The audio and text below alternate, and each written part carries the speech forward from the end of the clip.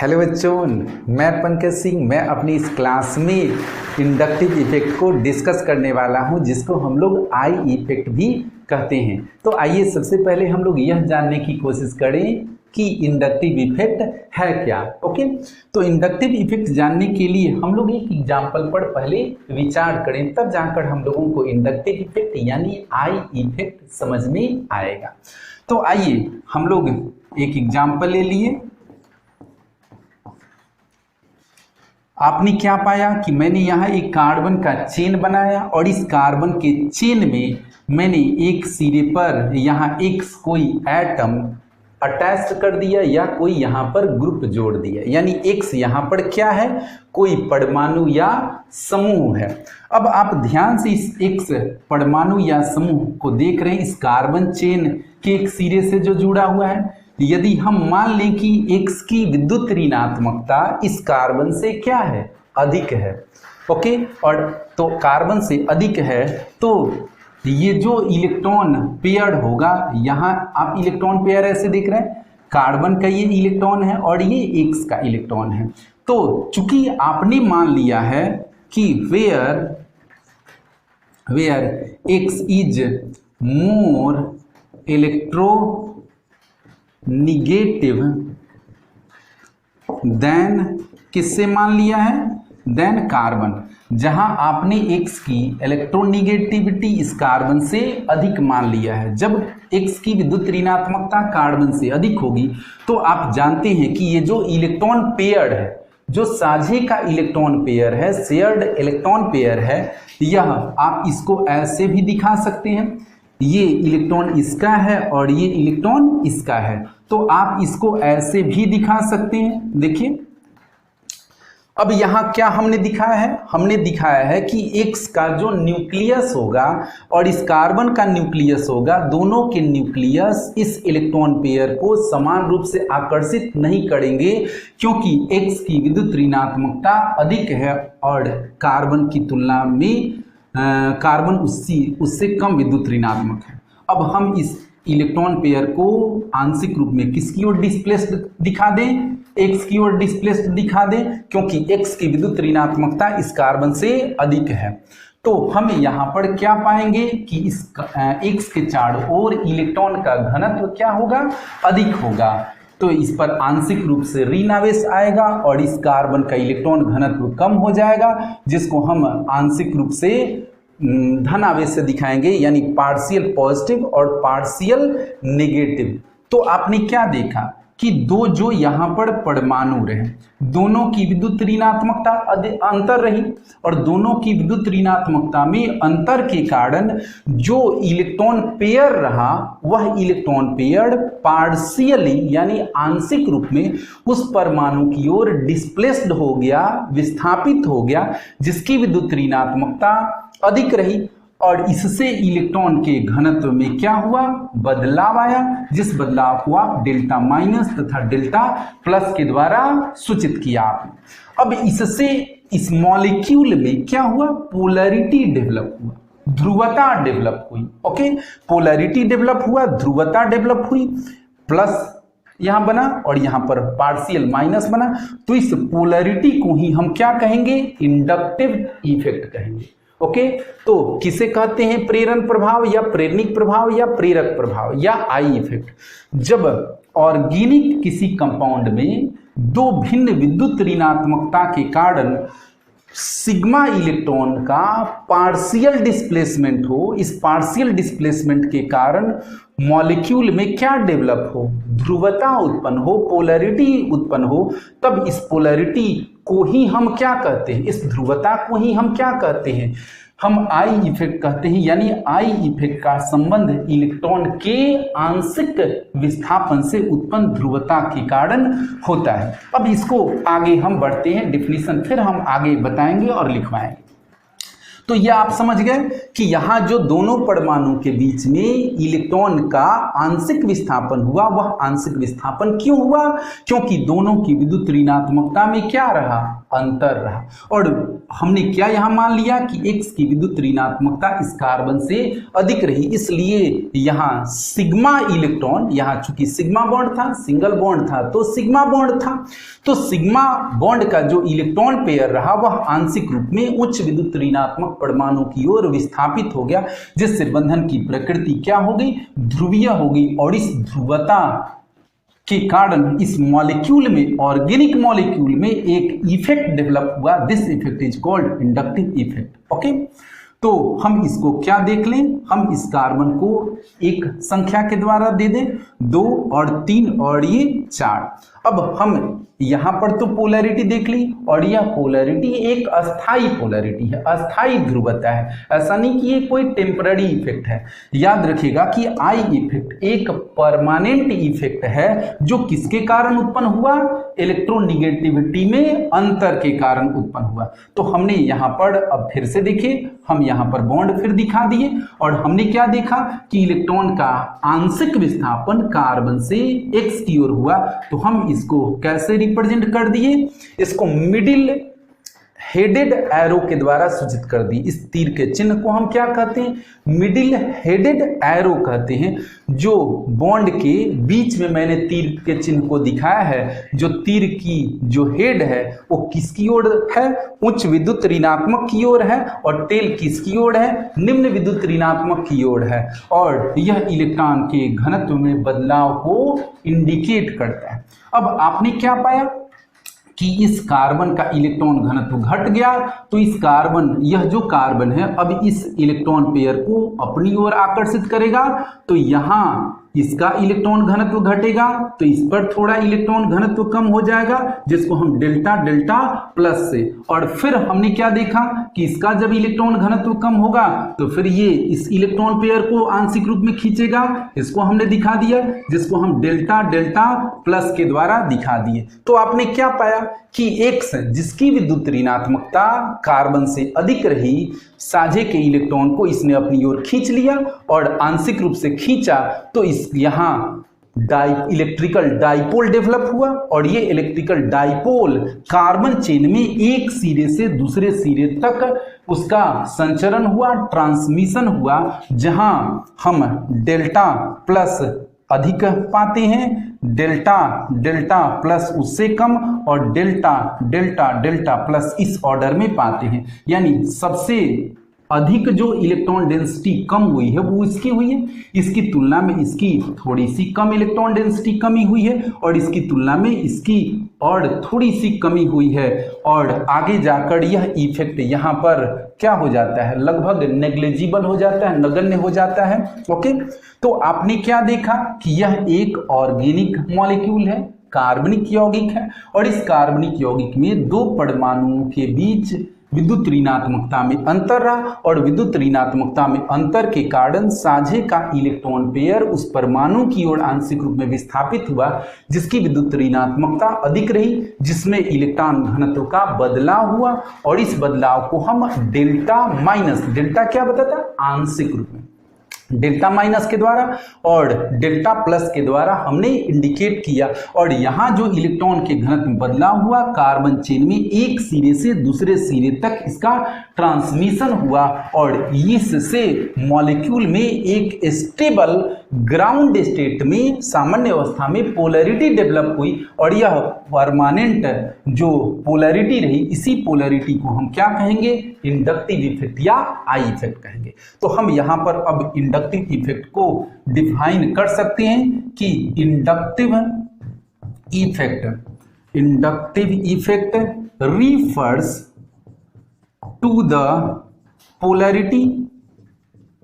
Inductive effect refers to the polarity produced in a molecule as a result of higher electronegativity of one atom as compared to other atom okay, इसको हिंदी में क्या कहेंगे, इसको हिंदी में हम क्या परिभाषा देंगे कि जब किसी ऑर्गेनिक मॉलिक्यूल में दो भिन्न परमाणुओं के बीच विद्युत ऋणात्मकता में अंतर के कारण इलेक्ट्रॉन का आंशिक रूप से विस्थापन होता है और इस इलेक्ट्रॉन के आंशिक विस्थापन के कारण अणु में जब अस्थायी ध्रुवता उत्पन्न होती है तब यह उत्पन्न प्रभाव ही अणु का क्या कहलाता है, प्रेरण प्रभाव या प्रेरणिक प्रभाव या प्रेरक प्रभाव कहलाता है। ओके, और इसमें एक बात याद रखी कि यह जो प्रभाव है इंडक्टिव इफेक्ट है, यह सिर्फ और सिर्फ किसको दिखाता है, पोलैरिटी को दिखाता है। पोलैरिटी दैट मीन्स ध्रुवता को दिखाता है, जो किसके कारण उत्पन्न है, due to difference of electronegativity के कारण है। और इसका संबंध क्या है, सिग्मा इलेक्ट्रॉन से है, सिग्मा बॉन्ड से है। ओके, तो इसका संबंध किससे है, सिग्मा इलेक्ट्रॉन से है, सिग्मा इलेक्ट्रॉन से है। और यह एक टेम्पररी इफेक्ट न होकर क्या है, यह एक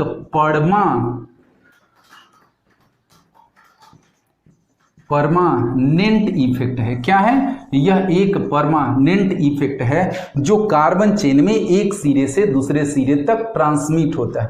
और यहाँ यह याद रखना होगा कि यहाँ इलेक्ट्रॉन का आदान प्रदान नहीं हो रहा है, इलेक्ट्रॉन का लेन देन नहीं हो रहा है। ओके, यहाँ सिर्फ पार्शियल डिस्प्लेसमेंट हो रहा है। ओके, क्या हो रहा है, यहाँ सिर्फ आंशिक डिस्प्लेसमेंट हो रहा है, पार्शियल डिस्प्लेसमेंट हो रहा है। तो समझ में बात आई आप लोगों को, क्या मैंने बताया कि जब किसी ऑर्गेनिक मॉलिक्यूल में दो परमाणुओं के बीच भिन्न विद्युत ऋणात्मकता हो और भिन्न विद्युत ऋणात्मकता के कारण कार्बन चेन में एक सिरे से दूसरे सिरे तक इलेक्ट्रॉन चार्ज में पोलैरिटी उत्पन्न हो जाए, चार्ज में ध्रुवता उत्पन्न हो जाए, तो हम इससे जो प्रभाव उत्पन्न पाते हैं ऑर्गेनिक मॉलिक्यूल में, उसी प्रभाव को हम क्या कहते हैं, आई इफेक्ट कहते हैं। याद रहेगा कि आई इफेक्ट सिर्फ और सिर्फ क्या बताता है, यह ध्रुवता को बताता है, पोलैरिटी को बताता है। पोलैरिटी ये है पोल, प्लस पोल और माइनस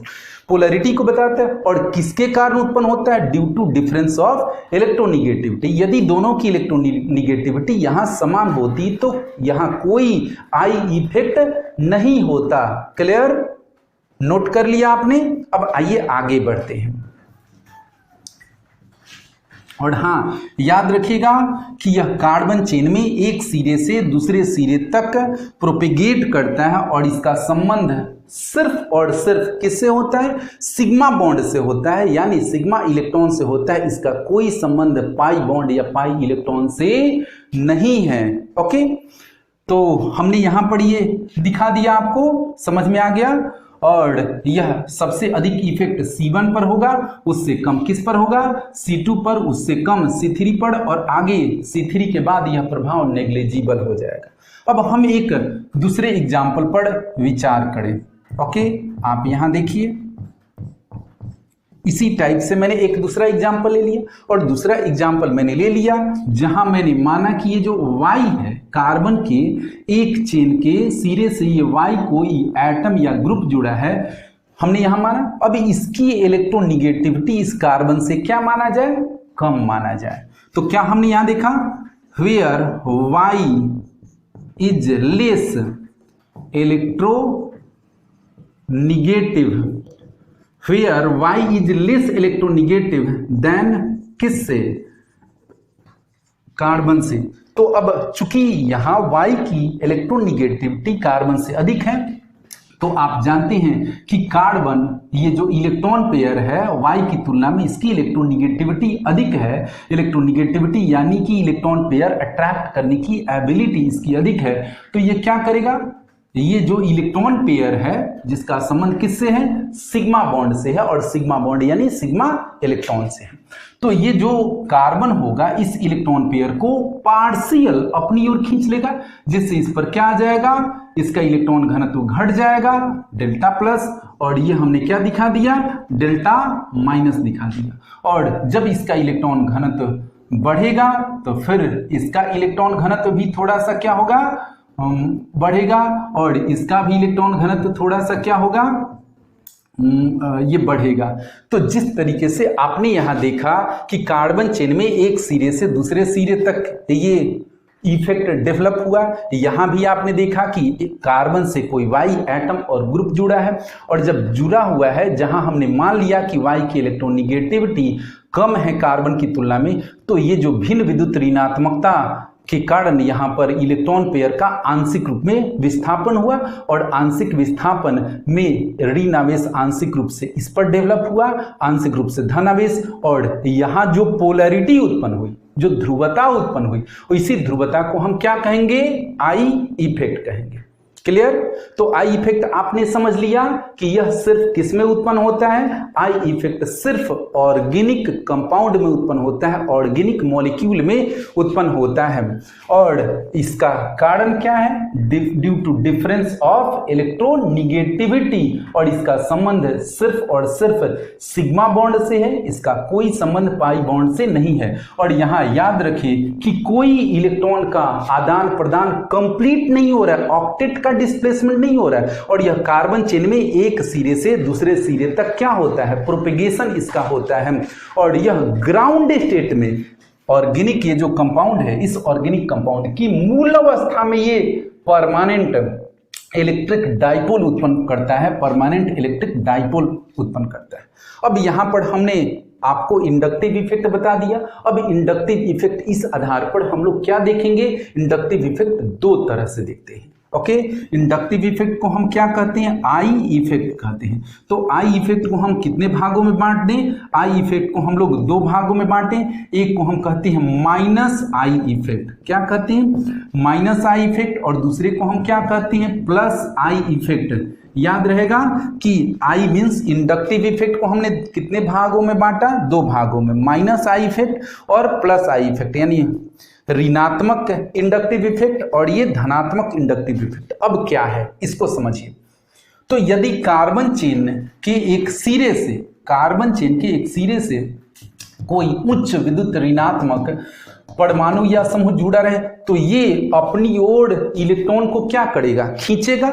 ये इलेक्ट्रॉन को अपनी ओर क्या करेगा? देखिए ध्यान से, ये खींचा, और खींचा तो यहां पर डेल्टा माइनस है। तो जब कार्बन चेन के एक सिरे से कोई इलेक्ट्रॉन खींचने वाला परमाणु या समूह जुड़ा हो, फिर से सुनिए मेरी बात, जब कार्बन चेन के एक सिरे से कोई इलेक्ट्रॉन खींचने वाला, इलेक्ट्रॉन आकर्षित करने वाला परमाणु या समूह जुड़ा हुआ हो, तब उसके कारण जो आई इफेक्ट उत्पन्न होगा, उस आई इफेक्ट को हम क्या कहेंगे?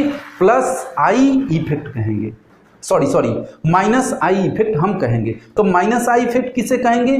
माइनस आई इफेक्ट किसके कारण उत्पन्न होता है? जब कार्बन चेन के सिरे से कौन जुड़ा हुआ रहता है? हाई इलेक्ट्रोनिगेटिव एटम या ग्रुप जुड़ा रहता है, यानी इलेक्ट्रॉन खींचने वाला जुड़ा रहता है। और इलेक्ट्रॉन खींचने वाले को हम क्या कहेंगे? इलेक्ट्रॉन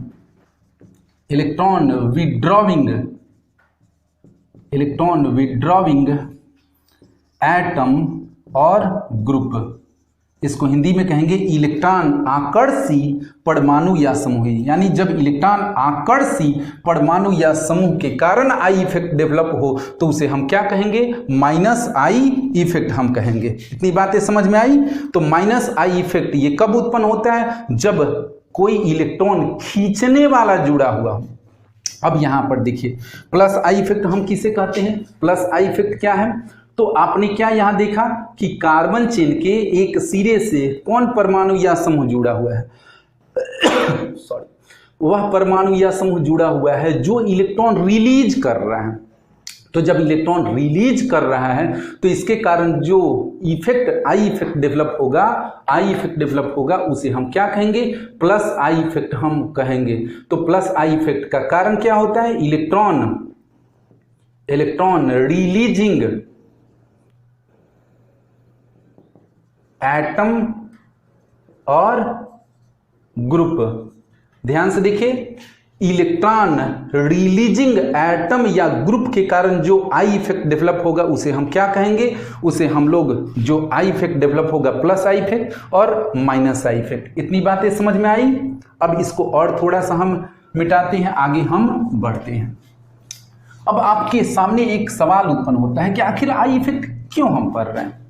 क्या इसका कारण है, तो हम इसको आगे डिस्कस करेंगे, इसकी चर्चा हम आगे करेंगे। आप इतना तो समझ गए कि आई इफेक्ट क्या है। आई इफेक्ट एक ध्रुवता को बताता है, पोलैरिटी को बताता है। किसमें बताता है? ऑर्गेनिक कंपाउंड में। किस कारण से उत्पन्न पोलैरिटी को बताता है? दो परमाणु के बीच विद्युत ऋणात्मकता में अंतर के कारण डेवलप पोलैरिटी को बताता है। और यह एक परमानेंट पोलैरिटी को बताता है, जिसका संबंध किससे होता है? जिसका संबंध सिर्फ और सिर्फ किससे होता है? सिग्मा बॉन्ड सिग्मा इलेक्ट्रॉन से होता है। अब चलिए हम लोग और एक एग्जांपल देख लें। देखिए,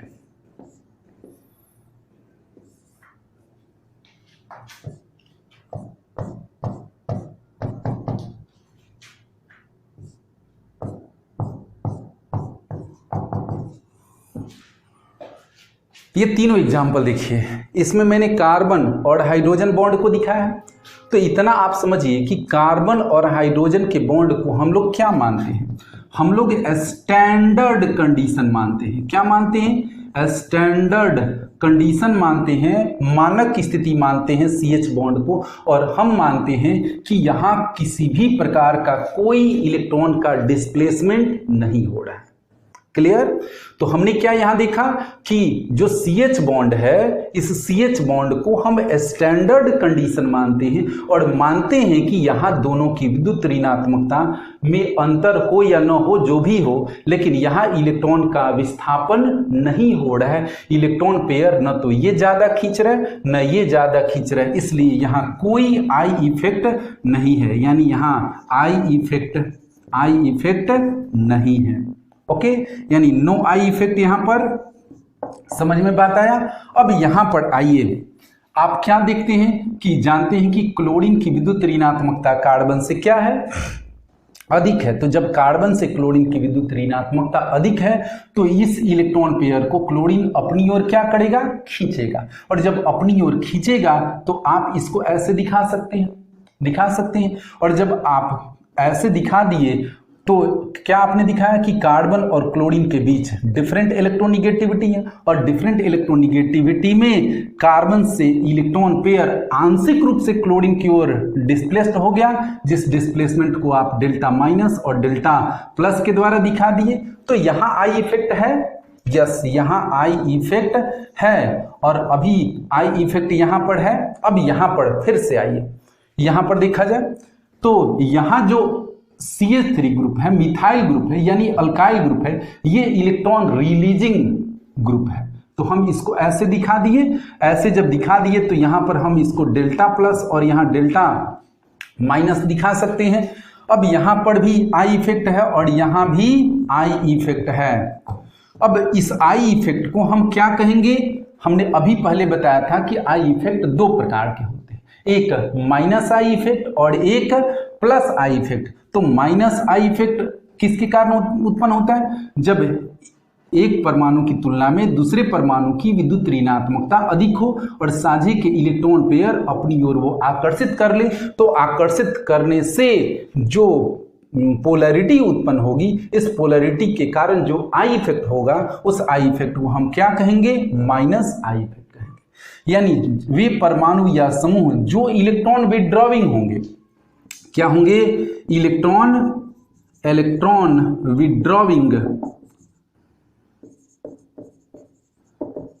विड्रॉविंग एटम। इसको हिंदी में क्या कहते हैं? इसको हम कहते हैं इलेक्ट्रॉन आकर्षी परमाणु। इलेक्ट्रॉन विड्रॉविंग एटम और ग्रुप के कारण डेवलप होगा। और यह किसके कारण होगा? इलेक्ट्रॉन रिलीजिंग है ये। तो यह होगा प्लस आई इफेक्ट किसके कारण? इलेक्ट्रॉन रिलीजिंग, इलेक्ट्रॉन, इसको हिंदी में क्या कहेंगे? इलेक्ट्रॉन त्याग। इलेक्ट्रॉन त्याग प्रतिकर्षी लिखिए, प्रतिकर्षी कर्सी, ये टफ है, इलेक्ट्रॉन रिलीजिंग एटम और ग्रुप के कारण यह डेवलप होगा। अब आइए इसको ऐसे समझिए कि वे यहां पर इससे तुलना करिए। ओके, हमने इसको क्या माना है, स्टैंडर्ड कंडीशन माना है। तो वे एटम या ग्रुप जो हाइड्रोजन की तुलना में, वे एटम या ग्रुप जो हाइड्रोजन की तुलना में जिसमें इलेक्ट्रॉन आकर्षित करने की क्षमता अधिक होती है, उसके कारण जो आई इफेक्ट उत्पन्न होता है उसे हम लोग माइनस आई इफेक्ट कहते हैं। यहां माइनस आई इफेक्ट और प्लस आई इफेक्ट किससे तुलना करके लिखा गया है, CH बॉन्ड से। ओके, तो वे एटम या ग्रुप जिसमें हाइड्रोजन की तुलना में इलेक्ट्रॉन अपनी ओर आकर्षित करने की क्षमता अधिक हो, उत्पन्न I effect minus I effect होगा। और वह एटम या ग्रुप जिसमें हाइड्रोजन की तुलना में इलेक्ट्रॉन अधिक रिलीज करने की क्षमता होगी, जो डेवलप इफेक्ट होगा, उसे प्लस आई इफेक्ट कहेंगे। ओके, अब ये इलेक्ट्रॉन विड्रॉविंग एटम और ग्रुप कौन कौन से हैं, एग्जाम्पल आप देखिए। तो एग्जाम्पल में आप कौन सा देख सकते हैं, नाइट्रो ग्रुप। ओके, ये इलेक्ट्रॉन रिलीज करने वाला ग्रुप है, नाइट्रो ग्रुप हो गया, SO सल्फोनिक ग्रुप हो गया, और कौन हो गया, नाइट्राइल ग्रुप हो गया, और कौन, कार्बोक्सिलिक हो गया, फ्लोरीन हो गया, क्लोरीन हो गया, ब्रोमीन हो गया, आयोडीन हो गया। ओके, तो आपने क्या देखा कि ये सभी जो एटम और ग्रुप हैं, ये सभी एटम और ग्रुप जब कार्बन चेन के एक सिरे से जुड़ते हैं तब कौन सा इफेक्ट डेवलप करते हैं, माइनस आई इफेक्ट, क्योंकि इनकी इलेक्ट्रोनिगेटिविटी कार्बन से क्या होती है, अधिक होती है। इस कारण से ये इलेक्ट्रॉन विड्रॉविंग एटम और ग्रुप हैं, और ये क्या उत्पन्न करते हैं, ये उत्पन्न करते हैं माइनस आई इफेक्ट। याद रहेगा कि ये जितने भी एटम और ग्रुप हैं माइनस आई इफेक्ट डेवलप करते हैं।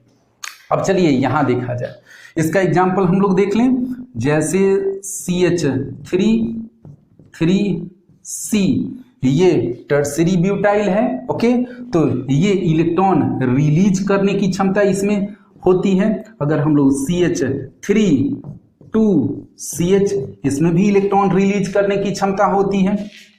अगर हम लोग यहां देखें CH3CH2, इसमें भी रिलीज करने की क्षमता होती है। अगर हम लोग देखें CH3, इसमें भी इलेक्ट्रॉन रिलीज करने की क्षमता होती है। तो ये सारे एग्जाम्पल किसके ओर इशारा कर रहे हैं, प्लस आई इफेक्ट की ओर। तो आप समझ गए कि माइनस आई इफेक्ट और प्लस आई इफेक्ट क्या है। ये तो समझते हैं कि आप आई इफेक्ट क्या है, आई इफेक्ट एक पोलरिटी को दिखाता है। और कौन सी पोलरिटी, टेम्पररी न होकर परमानेंट पोलरिटी को दिखाता है, जिसका संबंध किससे है, सिर्फ सिग्मा इलेक्ट्रॉन से है। ओके, इसका संबंध पाई इलेक्ट्रॉन से नहीं है, और इसका संबंध सिर्फ ऑर्गेनिक कंपाउंड से है। इनऑर्गेनिक कंपाउंड में ये इफेक्ट नहीं होता है। ओके, और यह इफेक्ट दो प्रकार से होता है, माइनस आई इफेक्ट और प्लस आई इफेक्ट। और ये दोनों इफेक्ट आप किसके रिलेटिव बात करते हैं, CH बॉन्ड को स्टैंडर्ड कंडीशन मानकर आप बात करते हैं। यहां माना जाता है कि कोई इफेक्ट नहीं है, और इसकी तुलना में, हाइड्रोजन की तुलना में आप यहां पर डेवलप करते हैं। जब इलेक्ट्रॉन विड्रॉविंग एटम और ग्रुप के कारण इफेक्ट डेवलप होता है, आई इफेक्ट, तो हम उसे माइनस आई इफेक्ट, और जब इलेक्ट्रॉन रिलीजिंग एटम और ग्रुप के कारण होता है तो उसे हम लोग प्लस आई इफेक्ट कहते हैं। नोट कर लीजिए आप लोग, नोट कर लिया आप लोगों ने। चलिए, अब हमने शुरू में सवाल आपसे उठाया था कि आखिर ये इफेक्ट हम लोग पढ़ते क्यों हैं, आखिर पढ़ने से क्या हमें फर्क पड़ता है, पढ़ने का क्या कारण है। ओके, बता पाएंगे कि आखिर ये इफेक्ट हम लोग पढ़ते क्यों हैं। तो मैंने अपने पहले लेक्चर में, पहले प्रीवियस क्लास में आप लोगों को बताया था कि किसी ऑर्गेनिक रिएक्शन में किसी ऑर्गेनिक रिएक्शन में हम लोग रिएक्टेंट को यानी प्रतिकारक को दो भागों में बांटते हैं। और दो भागों में बांटते हैं। कौन कौन से? हम सबस्ट्रेट और रिएजेंट। और हम पाते हैं कि सबस्ट्रेट हम उस रिएक्टेंट को कहते हैं जिस पर अटैक होता है, और रिएजेंट उस रिएक्टिंग स्पीसीज को कहते हैं जिसके द्वारा अटैक किया जाता है। अब सबस्ट्रेट पर अटैक क्यों होता है? क्योंकि सबस्ट्रेट में इलेक्ट्रॉन का डिस्प्लेसमेंट होता है, और सबस्ट्रेट में इलेक्ट्रॉन के डिस्प्लेसमेंट के आधार पर कुछ इफेक्ट डेवलप होते हैं, जिस इफेक्ट को हम कई प्रकार से क्लासिफाई करते हैं, जिसमें से एक हमारा कौन है? इंडक्टिव इफेक्ट है, आई इफेक्ट है। अब चलिए, आई इफेक्ट हम पढ़ते क्यों हैं, ये हमें जवाब देना होगा कि आई इफेक्ट से हमें क्या लेना देना है, इससे क्या फर्क पड़ता है। तो आई इफेक्ट की अगर हम लोग बात करें तो यह किसी ऑर्गेनिक मॉलिक्यूल की, आई इफेक्ट किसी ऑर्गेनिक कंपाउंड की फिजिकल प्रॉपर्टीज और केमिकल रिएक्टिविटी को दिखाता है। फिजिकल रिएक्टिविटी, फिजिकल अगर प्रॉपर्टीज की बात देखें तो आई इफेक्ट के कारण बॉइलिंग पॉइंट की हम बात करें, हम मेल्टिंग पॉइंट की बात करें, हम बॉन्ड लेंथ की बात करें, एसिडिटी की बात करें, बेसिसिटी की बात करें, केमिकल रिएक्टिविटी की बात करें, ये इसमें परिवर्तन होता है। यानी हम इंडक्टिव इफेक्ट क्यों पढ़े, इसका क्या उद्देश्य रहा? तो इसका उद्देश्य ये रहा कि किसी ऑर्गेनिक कंपाउंड के यह फिजिकल प्रॉपर्टीज को प्रभावित करता है। सॉरी, फिजिकल प्रॉपर्टीज में कौन? मेल्टिंग पॉइंट को, यानी जो इंडक्टिव इफेक्ट होता है यह फिजिकल प्रॉपर्टीज को अफेक्ट करता है। जैसे मेल्टिंग पॉइंट को यह प्रभावित करता है, बॉइलिंग पॉइंट को यह अफेक्ट करता है। बॉइलिंग पॉइंट को अगर हम लोग देखें तो यह सोलेबिलिटी यानी विलेयता को प्रभावित करता है। यदि हम देखें तो इससे बॉन्ड लेंथ अफेक्ट होता है। हम अगर इससे देखें तो एसिडिटी, बेसिसिटी प्रभावित होती है। यह केमिकल रिएक्टिविटी को प्रभावित करता है।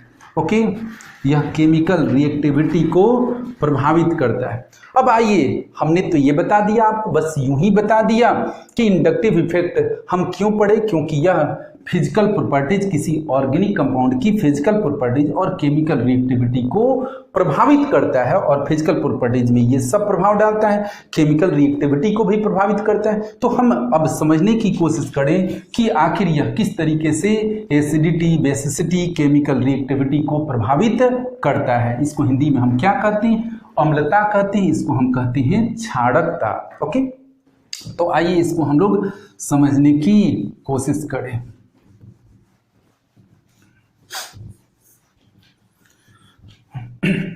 जैसे अगर मैं बात करूं HCOOH, आप जानते हैं इसका नाम क्या है? फॉर्मिक एसिड है।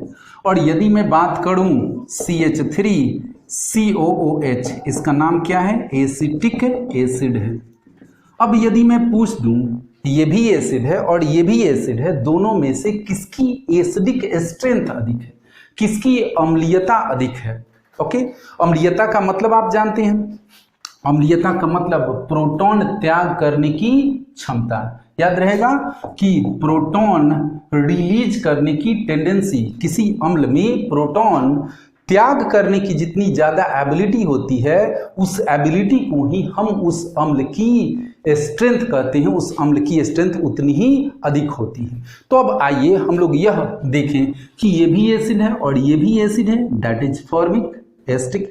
अब हम ये आपसे पूछें कि किसकी एसिडिक स्ट्रेंथ अधिक है, इसकी अम्लीय स्ट्रेंथ अधिक है, किसकी अम्लीय स्ट्रेंथ अधिक है? साधारण शब्दों में कहा जाए कि इनमें से दोनों में से किसकी अम्लीय क्षमता अधिक है, तो इस अम्लीय क्षमता को समझने के लिए आपको इंडक्टिव इफेक्ट का सहारा लेना पड़ेगा। और अम्लीय क्षमता का मतलब कि ये आसानी से ये प्रोटॉन रिलीज करता है, कि ये आसानी से प्रोटॉन रिलीज करता है। अगर ये आसानी से रिलीज करेगा तो इसकी अम्लीय क्षमता अधिक होगी, अगर ये आसानी से रिलीज करेगा तो इसकी एसिडिक स्ट्रेंथ अधिक होगी। अब हम लोग इसको समझने की कोशिश करें। ओके, ये तो समझ गए कि किसी एसिड की एसिडिक स्ट्रेंथ उसकी प्रोटॉन रिलीज करने की टेंडेंसी को शो करता है, जिसकी प्रोटॉन रिलीज करने की क्षमता, प्रोटॉन त्याग करने की क्षमता जितनी अधिक होगी उसकी अम्लीय प्रबलता उतनी ही अधिक होगी। अब चलिए HCOOH ये आपका हो गया फॉर्मिक एसिड, और यहां हमने क्या देखा CH3CO और H, ये हो गया आपका एसिटिक एसिड। क्लियर। अब चलिए हम लोग थोड़ा सा स्ट्रक्चर देखें। ये है, यहां भी अगर हम लोग देखें तो हमारा ऐसे इलेक्ट्रॉन का अरेंजमेंट है।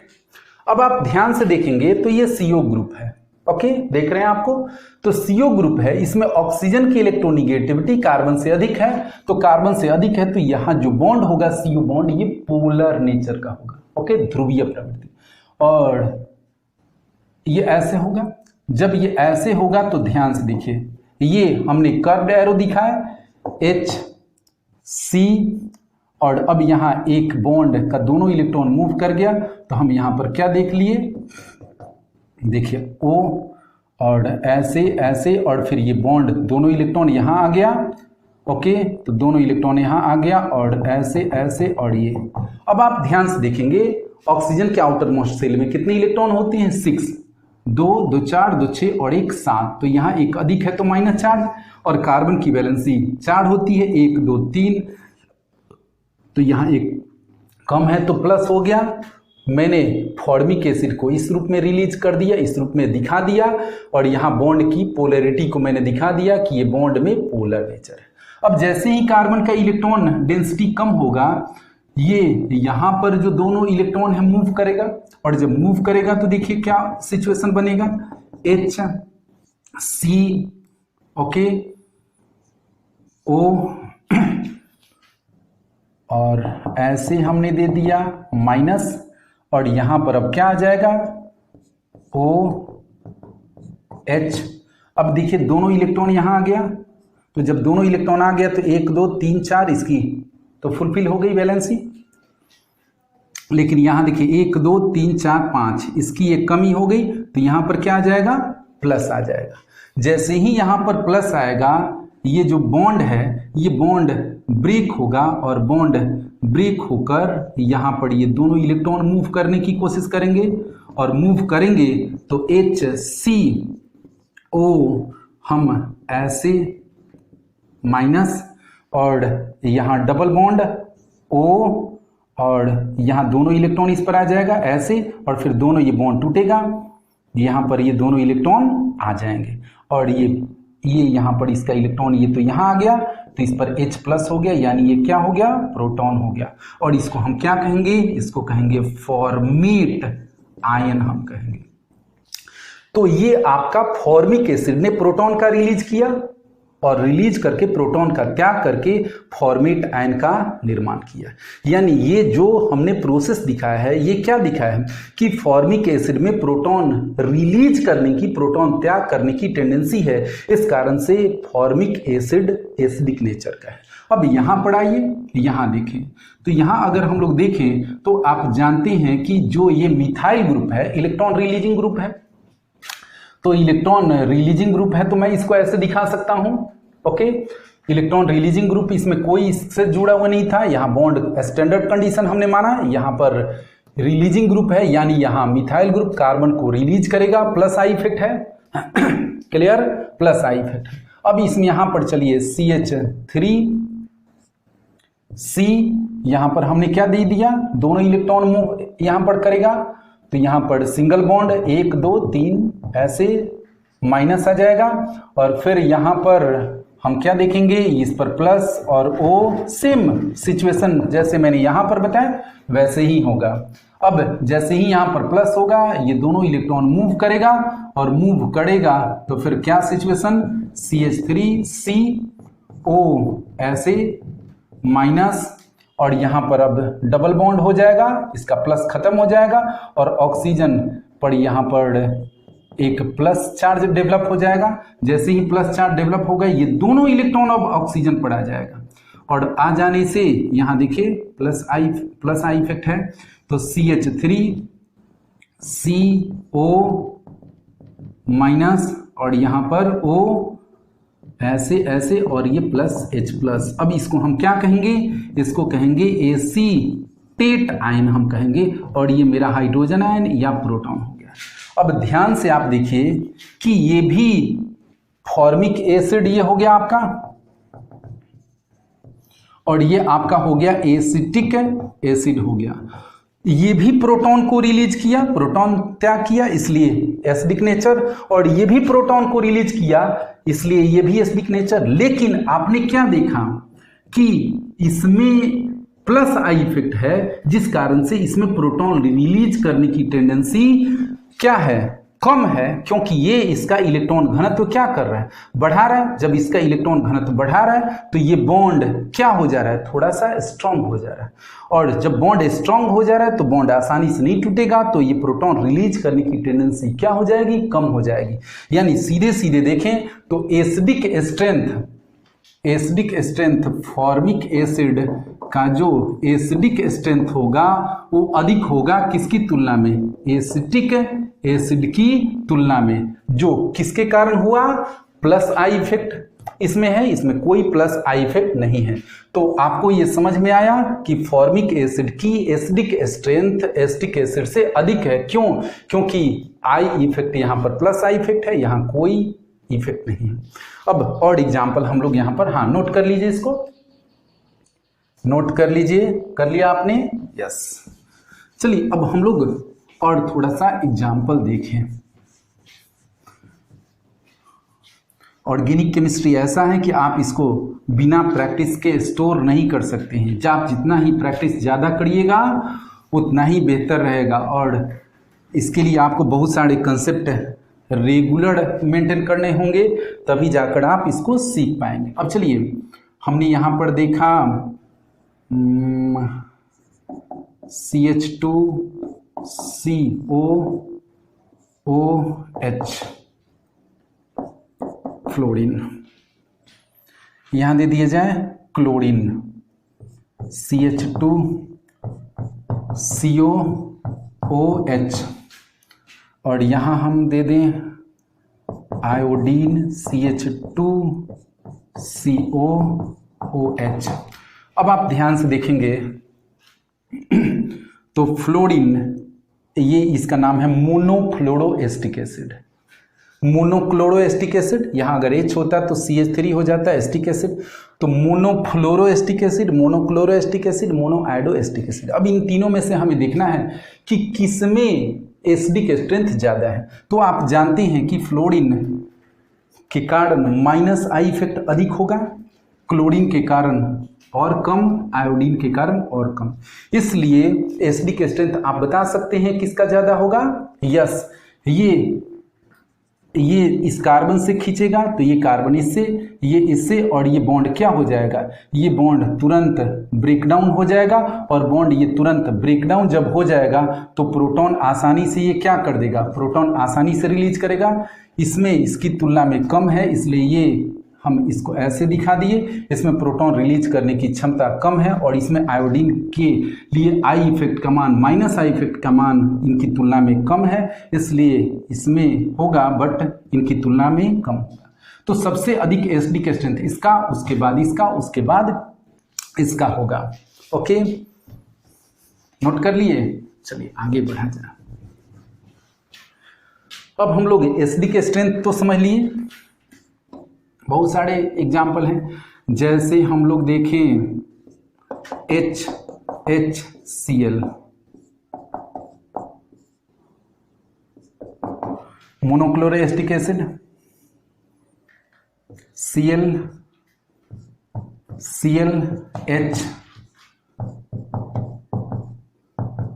डाइक्लोरोएस्टिक एसिड,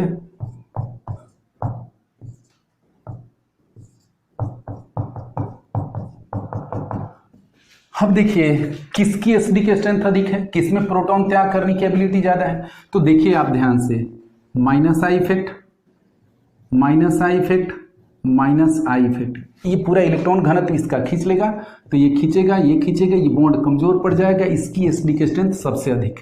इसमें इसकी तुलना में इसमें माइनस आई इफेक्ट कम है, तो इसकी एसिडिक स्ट्रेंथ और कम, और इसमें एक ही है तो इसकी एसिडिक स्ट्रेंथ ऐसे होगी। तो इस तरीके से आप इंडक्टिव इफेक्ट के द्वारा आप एसिडिटी यानी अम्लीयता को समझ सकते हैं, अम्लीय प्रभाव को समझ सकते हैं कि किसका अधिक होगा किसका कम होगा। अब आइए हम लोग ये नोट कर लीजिए, बेसिक नेचर बेसिसिटी हम लोग बात करें। इंडक्टिव इफेक्ट की सहायता से हम बेसिक नेचर की भी व्याख्या कर सकते हैं। जैसे देखिए, अगर हम लोग बेसिसिटी की बात करें, जिसको हम लोग क्या कहते हैं, क्षारकता कहते हैं। आप जानते हैं अमोनिया एक वीक बेस है, दुर्बल क्षारक है। जैसे NH अमोनिया हो गया, ओके अमोनिया हो गया। अब अमोनिया ये हो गया हमारा प्रोटॉन। अमोनिया में प्रोटॉन लेने की क्षमता है, तो अमोनिया में जब प्रोटॉन लेने की क्षमता है तो हम इसका यह कैरेक्टर इसकी क्या कहेंगे, बेसिक नेचर कहेंगे। जैसे देखिए NH और ये जो दोनों अपना इलेक्ट्रॉन है ये किसको दे देगा, प्रोटॉन को दे देगा, और बन जाएगा मेरा क्या जी, बन जाएगा मेरा अमोनियम आयन बन जाएगा। क्लियर, क्या बनेगा, अमोनियम आयन बनेगा। तो आपने क्या देखा कि अमोनिया में एक प्रोटॉन लेने की क्षमता है, तो अमोनिया में एक प्रोटॉन लेने की क्षमता है, तो जिसमें प्रोटॉन लेने की क्षमता होती है उसे हम क्या कहते हैं, बेस कहते हैं। तो अमोनिया एक अपना बेसिक नेचर शो करता है। और साथ ही साथ यह क्यों प्रोटॉन ले रहा है, क्योंकि ये प्रोटॉन के लिए इसके पास इलेक्ट्रॉन पेयर है, और यह प्रोटॉन लेकर उसको अपना इलेक्ट्रॉन पेयर उपलब्ध करा रहा है। तो यहां देखिए नाइट्रोजन अपना इलेक्ट्रॉन पेयर प्रोटॉन को उपलब्ध करा दिया, तो हमने क्या पाया कि नाइट्रोजन में एक इलेक्ट्रॉन पेयर देने की क्षमता है, इसलिए यह क्या है, लेविस बेस है, और इसमें एक प्रोटॉन लेने की क्षमता है, इसलिए यह ब्रॉन्स्टेड बेस है। अब चलिए हम लोग एमीन की बात करें, तो एमीन में CH3 NHH ये मेरा हो गया एमीन। क्लियर, ये मेरा हो गया एमीन। अब एमीन को भी एक आप प्रोटॉन अवेलेबल कराइए, एमीन भी प्रोटॉन एक लेगा, और प्रोटॉन लेकर CH3 NHH, और ये आपका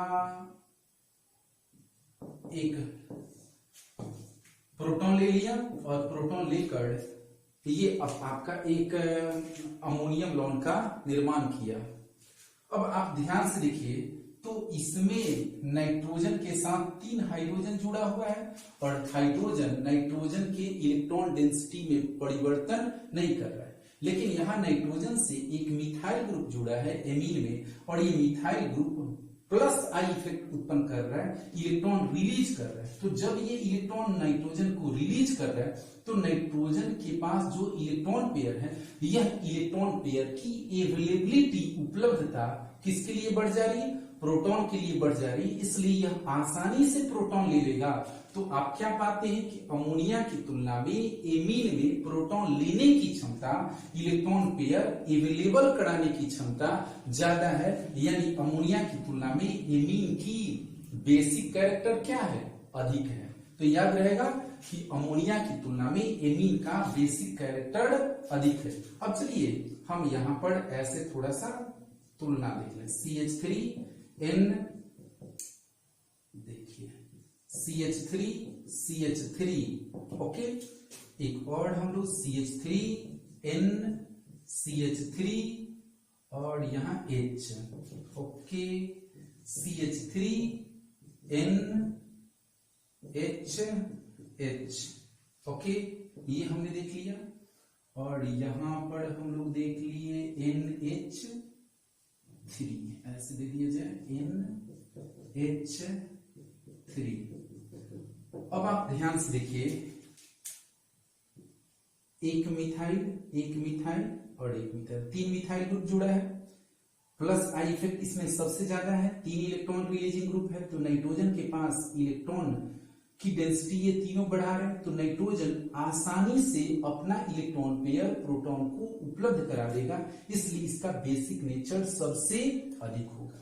यहां पर इसकी तुलना में प्लस आई इफेक्ट कम है, 2 इलेक्ट्रॉन रिलीजिंग ग्रुप है, तो इसलिए इसकी तुलना में इसका बेसिक नेचर कम है, और इसकी तुलना में इसमें सिर्फ एक ही अपना है मिथाइल ग्रुप, इसके इलेक्ट्रॉन की डेंसिटी बढ़ा है, तो इस कारण से, और हम ऐसे देखें तो आपको बेसिक नेचर का ऑर्डर क्या मिलता है, basic nature tertiary amine, secondary amine, primary amine और अमोनिया, इस ऑर्डर में आपको बेसिक नेचर प्राप्त होता है। इसमें प्लस आई इफेक्ट सबसे ज्यादा, इसमें प्लस आई इफेक्ट कम। तो आपने क्या पाया कि यहाँ जो प्लस आई इफेक्ट है, यह plus I effect basic nature को प्रभावित करता है, और बेसिक नेचर किस प्रकार से प्रभावित करता है ये आपके एग्जाम्पल से स्पष्ट है। तो फिर हम लोग मिलते हैं अपने अगले क्लास में। यदि आपको कोई भी दिक्कत हो, कोई भी प्रॉब्लम हो, तो आप मुझसे कमेंट करके पूछ सकते हैं। ओके, तब तक के लिए जय हिंद, जय भारत, गुड बाय।